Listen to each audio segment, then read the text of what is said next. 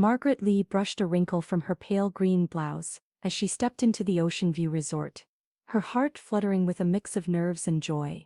Today was her son Nathan's wedding, and despite the tension surrounding it, she couldn't stop herself from smiling. The lobby sparkled with glass sculptures and polished wood, exactly the kind of place her future daughter-in-law's wealthy family would adore. "Mom," Nathan's voice echoed across the lobby. Margaret turned to see her son still in his casual clothes hurrying toward her. But there was something uneasy in his expression, a stiffness in his shoulders that Margaret knew too well. "Of course I made it, honey," she said softly. "I wouldn't miss this for the world." She reached out to hug him, but Nathan stepped back slightly, glancing around the room. "Mom, I need to tell you something," he said, wringing his hands. "Clara's parents, they've changed the seating plan." Margaret felt her stomach twist. She had suspected something might happen ever since Clara's mother, Evelyn Sinclair, had taken control of the wedding arrangement. "What kind of changes?" "They've moved you to a table in the back," Nathan blurted. "By the service hallway," Evelyn said. "It's to keep the aisle clear for the photographer." But his voice trailed off as he avoided her eye. Before Margaret could respond, a sharp voice sliced through the moment. "Nathan, why are you still down here? The groom's suite is waiting." Evelyn Sinclair swept into view, her stiletto heels tapping against the stone floor. Her gaze landed on Margaret with thinly veiled disdain. "You're here." Margaret lifted her chin. "Hello, Evelyn, the resort is beautiful." Evelyn's smile was brittle. "Yes, well, we want everything to be just perfect for Clara and Nathan." She turned to her daughter. "Darling, your shave and styling were scheduled 10 minutes ago. You don't want to hold things up." Nathan glanced between the two women, guilt in his eyes.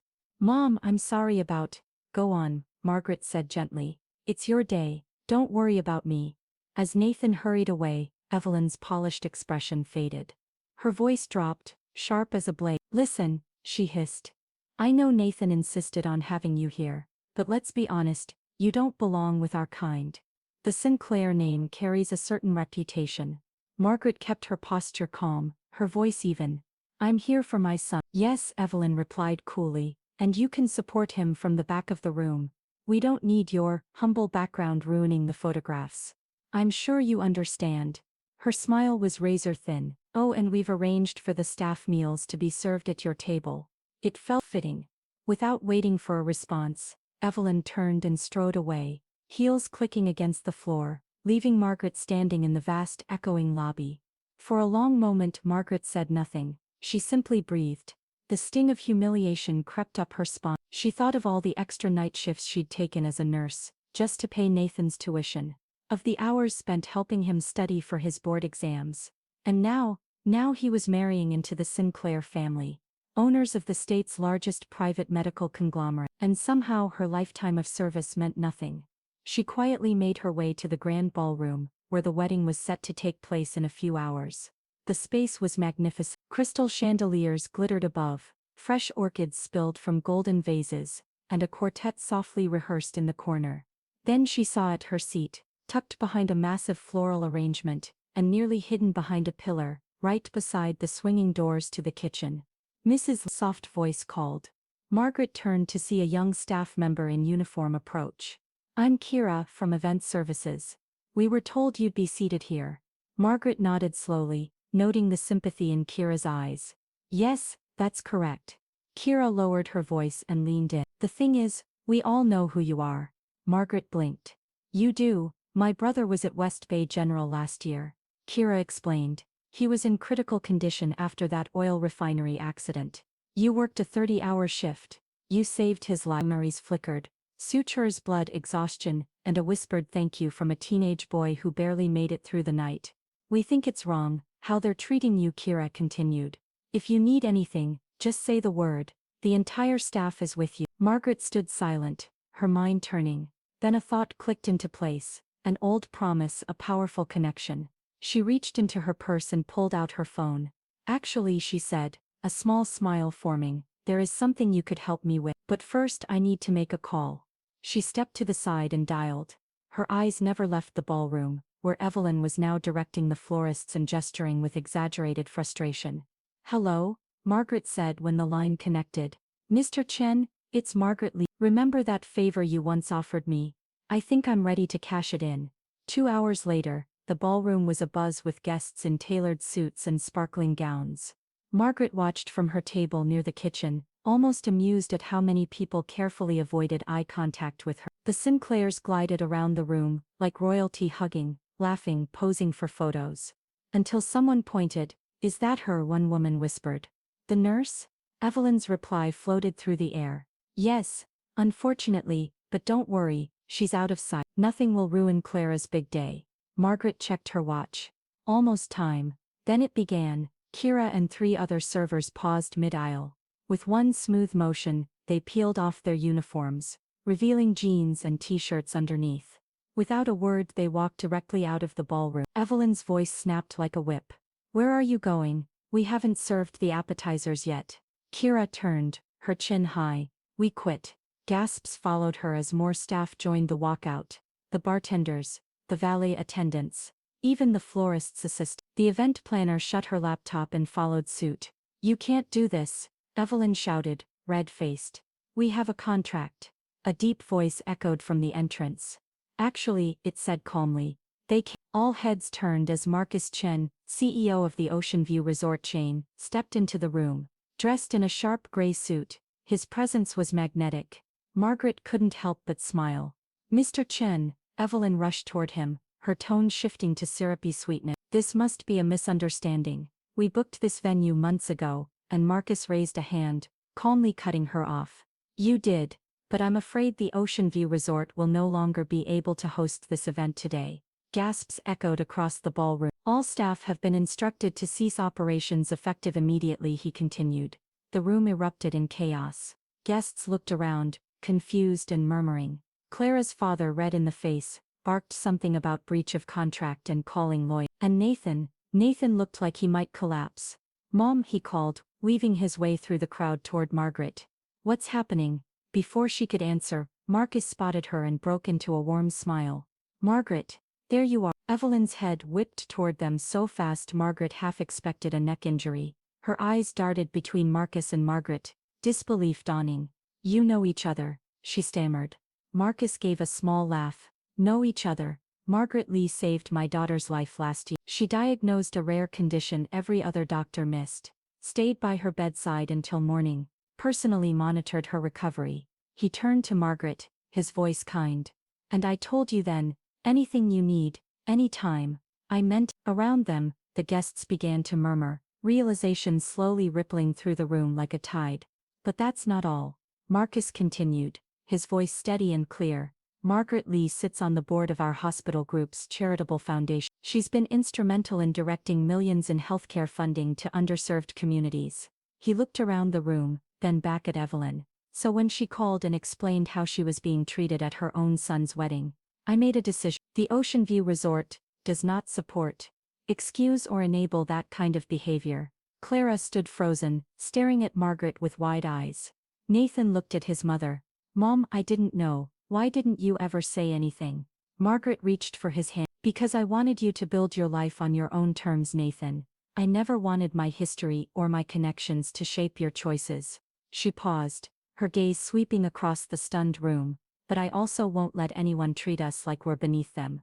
This is outrage." Evelyn snapped, her voice rising in a shrill pitch. "You can't just shut down a wedding. Do you have any idea how much we spent?"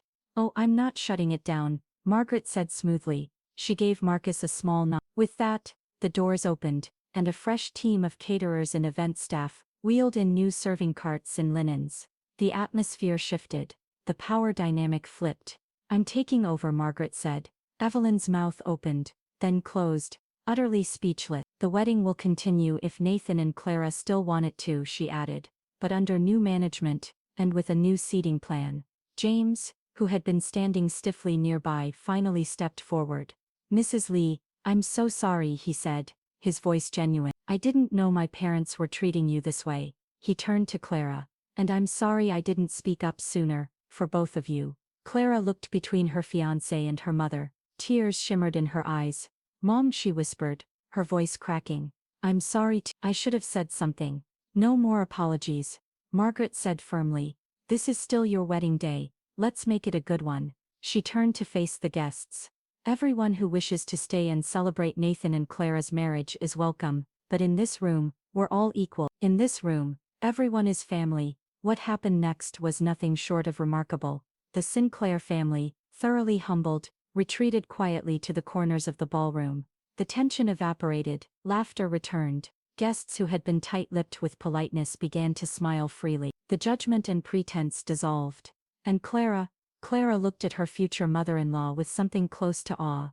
As the ceremony began, delayed, yes but far more heartfelt, Margaret took her seat in the front row. Kira, now back in uniform, caught her eye and gave her a playful wink. Margaret smiled, thinking of how wildly this day had veered from her expectations. Sometimes the best revenge isn't vengeance at all, it's standing tall and letting your quiet truth shine. But after seeing you today, how you handled everything with such grace and strength, I realized I've been living my life trying to please the wrong people. Margaret smiled gently, touched by the sincerity in James's voice.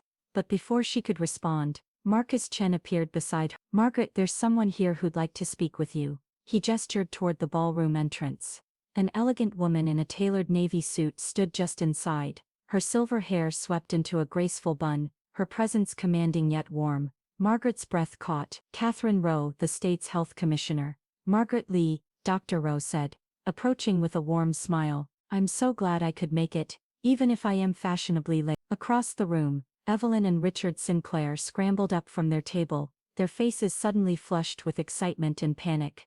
Commissioner Rowe, Evelyn called out, her voice overly sweet. What an unexpected honor. Dr. Rowe didn't miss a beat. Save it, Evelyn, she said coolly. I'm here to speak with Margaret. She turned back to Margaret, her expression softening. The board meeting is next week, she said, but I wanted to tell you in person. We've reviewed your proposal for the new Community Wellness Initiative. She paused for emphasis. Not only are we approving it, we're doubling the funding. A collective gasp rippled through the nearby guests. The Sinclair's jaws dropped in perfect unison, but more importantly, Rowe continued, I'm retiring next spring, and the governor has asked for potential recommendations for my replacement.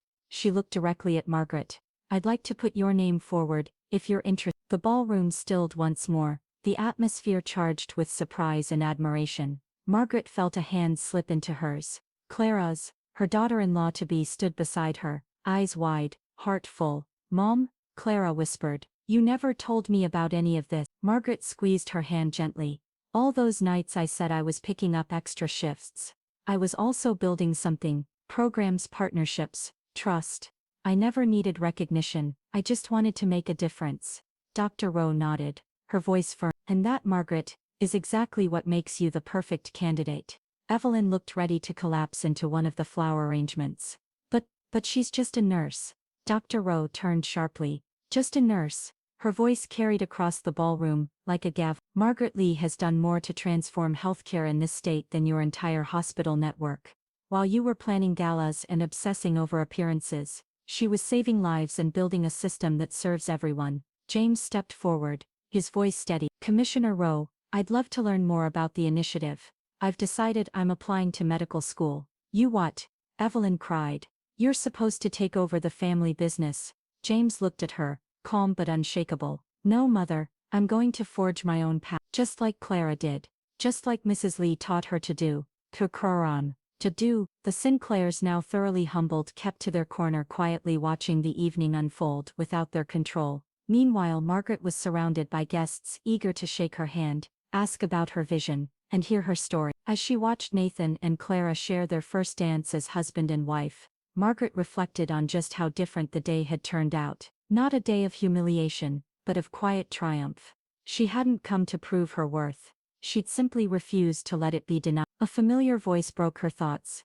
Mrs. Lee, Kira said, appearing at her side with a flute of champagne. When my brother told me you saved his life, he said you were an angel. But after today, Kira grinned, I think you might actually be a ninja. Margaret laughed, accepting the glass with a nod. Sometimes, the best revenge isn't revenge at all, it's rising above. Sometimes the best revenge isn't about getting even, it's about standing tall, and letting their actions speak for themselves. Later that night, as the reception slowly wound down and the music softened to a gentle hum, Clara found Margaret standing alone on the hotel's rooftop terrace, gazing out over the twinkling lights of the bay. Mom? Clara's voice was quiet, tentative. Margaret turned, surprised to see her daughter alone, her veil now removed, and her heels dangling from her hand. "I'm so sorry," Clara said, stepping closer. "Not just for today, but for everything. I've been pulling away, trying so hard to fit into James's world, into his family's expectations. And somewhere in the process, I lost myself. I forgot who I am, who you taught me to be." Margaret's eyes softened. She didn't see the grown woman in the custom silk gown. She saw the curious little girl who once fell asleep with a stethoscope around her neck and flashcards tucked beneath her pillow, determined to be just like her mom. "You never have to apologize for trying to find your own way," Margaret said gently, wrapping her arms around her daughter. "That's part of growing up. But remember this." She pulled back slightly, her voice tender but firm. "Your value doesn't come from who you marry or what name you take on. It comes from what you do, how you treat people, and the difference you make in the world." Clara wiped away a tear, careful of her makeup. "I know that now," she whispered. "More than ever." She paused, then smiled playfully. "Health Commissioner Lee," Margaret laughed. "Let's not get ahead of ourselves." "Why not?" Clara said. "After today, I believe anything's possible." They stood there for a while, mother and daughter, watching the waves reflect the city lights, wrapped in a moment that needed no more words. The Sinclairs had tried to put Margaret in her place. What they didn't realize was, she had already built her place. A place of dignity, respect and real accomplishment. The next morning, sunlight streamed gently through the blinds of Margaret's modest apartment. As she poured her morning coffee, her phone buzzed on the counter. A text from Marcus Chen. "The staff can't stop talking about you. You've become a legend at Ocean View." Margaret smiled, thumbs tapping lightly on the screen. "Sometimes the best revenge isn't revenge at all. It's living your truth and letting others learn from." She set the phone down and took a deep breath, letting the quiet peace of the morning settle over her. She thought about the road that had brought her here, years of long shifts, late-night calls, patient heartbreaks, quiet victories, and moments of deep purpose. Her work, her relationships, her quiet leadership, these were the bricks in the foundation she had built, and not even the highest tower of privilege could shake it. The Sinclairs had seen her as just a nurse. What they never understood was that every life she touched, every community she served, and every young person she mentored, had created a legacy that status alone could never match. In the end, she hadn't needed to destroy them. She'd simply needed to stand in her own light,